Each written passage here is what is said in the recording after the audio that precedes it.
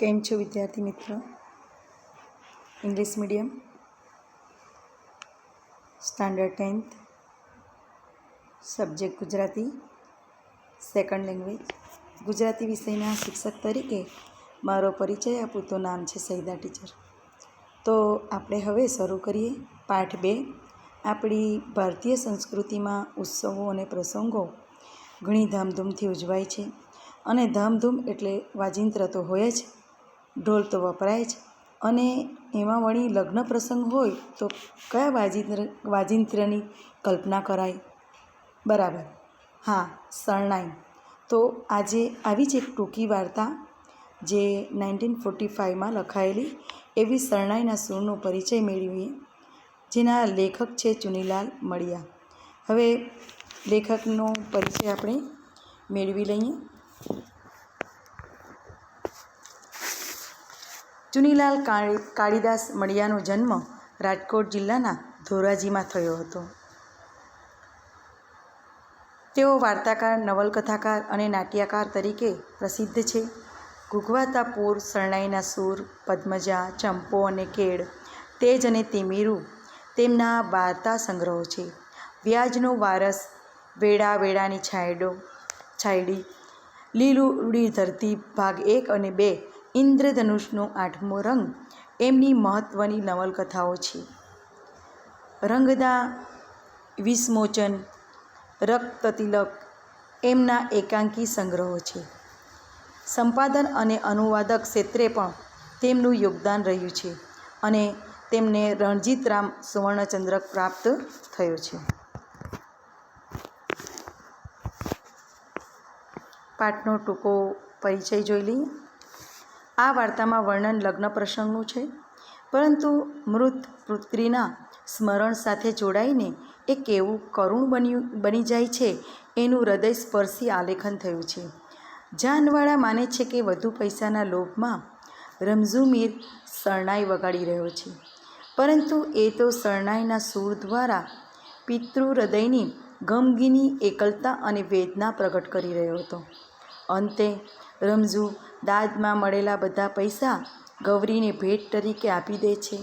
ત્યારે વાર્તામાં મોટો વળાંક આવે છે. કન્યા વિદાય ગૌરીની છે, પણ રમઝુ માટે પોતાની પુત્રી સકીનાની બની રહે છે. મૃત પત્નીની કબર પાસે રમઝુ મીરની શરણાઈની એ છેલ્લી સુરાવટ હતી. ત્યાં અંત પામતી વાર્તા કરુણ રસની વાર્તા બની રહે છે. પાઠની સમજૂતી હવે આપણે જોઈ લઈએ. શરૂ કરીએ. માંડવો વધાઈ ગયો. ગોત્રીજ પાસે પગલાં ઘણું પતી ગયું. ગોત્રીજ એટલે કે ગોત્રજ ઘરને ટોટલે વરઘોડિયાએ કંકુના થાપા પાડી દીધા. જાનને શીખ દેવાઈ ગઈ. ધર્માદાના લાગલાનારા ચૂકવાઈ ગયા. વેવાઈઓએ એકબીજાને વહાલપૂર્વક ભેટી લીધા. રામણ દીવડો પેટવાઈ ગયો.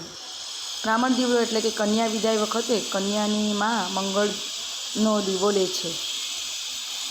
સામેથી આવતી પણિયારીના શુભ સુકન સાપડી ગયા અને ગાડાનું પૈંડું સિંચાઈ ગયું અને ડોસા રમઝુ મીરે શરણાઈનો સૂર છેડ્યો.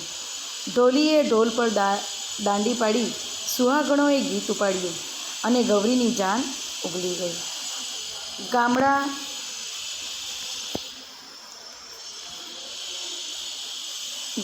ગામની એ સાવ સાંકડી શેરીમાં કોઈના ઘરની પછીત એટલે કે ઘરની પાછલી દીવાલ, કોઈના કરા સાથે ધક્કો અફડાવતું ગાડું માંડ કરીને શેરી સોસરવું નીકળ્યું. ત્યાં તો મીરની શરણાઈ સાંભળીને આજુબાજુના બૈરાઓ એટલે કે બૈરીઓ, સ્ત્રીઓ વરરાજાને જોવા એકઠા થઈ ગયા હતા. લાજના લાંબા ઘૂમટામાંથી જોઈ શકાય એટલું ઝીણું નજરે જોઈને તેઓ કહેતા હતા, આ ભૂદર મેરાઈનો જમાઈ, ગૌરીનો વર હાથમાં તલવાર લઈને કેવો બેઠો છે. નાકા ઉપર નિયમ મુજબ મેઘો ઢોલી દાદ લેવા આડો ફરીને ઊભો હતો. રમઝુએ પણ શ્વાસ ઘૂંટીને શરણાઈ દબાવી. કન્યા પક્ષની સ્ત્રીઓએ ગીત ઉપાડ્યું. આ 10 આ 10 પીપળા, આ 10 દાદાના ખેતર. વર પક્ષની જાનડીઓએ સામું ગીત માંડ્યું. ખોલો ગૌરીબાઈ ઘૂંઘટો, જુઓ સાસરિયાના રૂપ. એક રાણો ને બીજો રાજ્યો, ત્રીજો દલીનો દીવાન.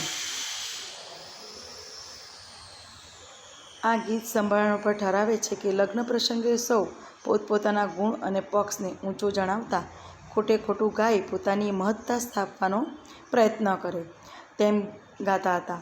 તેમના ગીતો કયું ગીત એક શ્રેષ્ઠ એ વાત શ્રોતાઓ નક્કી કરી શકતા નથી. ગીતોના સૂર વધારે વેધક હતા કે શરણાઈના એ નક્કી કરવું શ્રોતાઓ માટે મુશ્કેલ બની રહ્યું. મીરે શરણાઈની એવી તો રમઝટ જમાવી હતી કે વરના બાપ પણ એના રસાસ્વાદમાં દાદ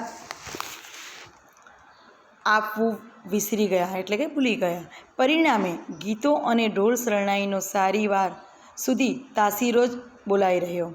આખરે જ્યારે વરના બાપનો હાથ કોથળીમાં ગયો ને રમઝુના હાથમાં પાવલી પડી ત્યારે જ એણે પીઠ ફેરવીને જાન આગળ ચાલી. રમઝુની શરણાઈએ આખી બજારને જગાડી દીધી હતી. કામડા વેપારીઓ 1000 કામ પડતા મેલીને ઉગલતી જાનને અવલોકવા, એટલે કે નિહાળવા દુકાને ને ઉંબરે આવી ઊભા. આખું સરઘસ જ્યારે અત્યારે જાજલિયામાન રંગો વડે સોહાતું હતું. મોખરે રમઝુના માથા પર મદ્રાસી ફેટાના લીલા ઉડતા હતા. મેઘા ઢોલીએ લીલા રંગનું માથા બાંધણું બાંધેલું. જાનૈયાઓને વેવાઈવાળાઓ તરફથી કંકુના થાપા મારવામાં આવેલા, તેથી એ આખરે સમૂહ લાલ ભડક લાગતો હતો. હીરભરના ઝૂલને સિંગડીઓ વડે શણગારેલા બળદ તો સાવ જુદા જ તરી આવતા હતા. ગાડામાં બેઠેલા વરરાજાનો ઝરિયંજામો, એમની હાથમાંની તલવારનું રંગીન તેમજ કન્યાનું પચરંગી પટોળું એક વિશિષ્ટ રંગસૃષ્ટિ રચી જતા હતા. એમની પાછળ વિદાય ગીતો ગાતી સુહાગણોના અવનવા પટકુણોમાં તો રંગમેળો જ જોવા મળતો હતો.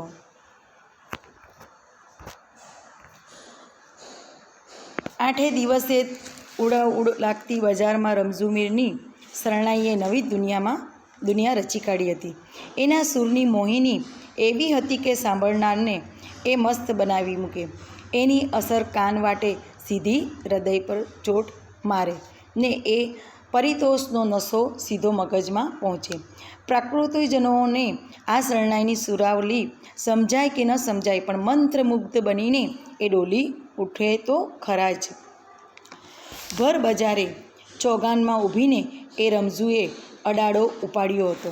એ ઉન્માદભરી તરજનું બંધારણ ભાગ્યે જ કોઈ લોકો સમજતા, છતાં એમાં રહેલો આનંદ અને ઉછરંગ, તોફાન અને મસ્તી સૌ શ્રોતાઓ માણી રહ્યા.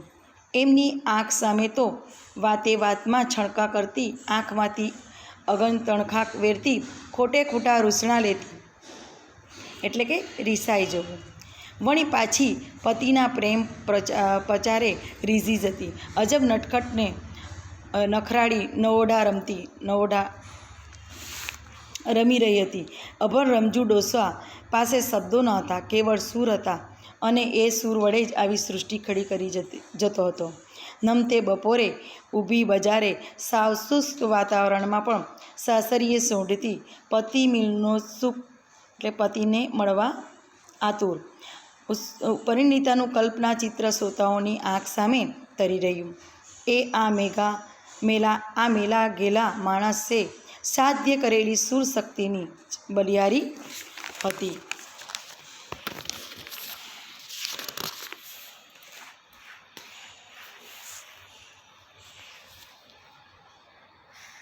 તો શરણાઈના સૂરના આ આપણે પાર્ટ 1 જોયું. હવે આપણે પાર્ટ 2 બીજા નેક્સ્ટ પીરિયડમાં જોઈશું. Thank you.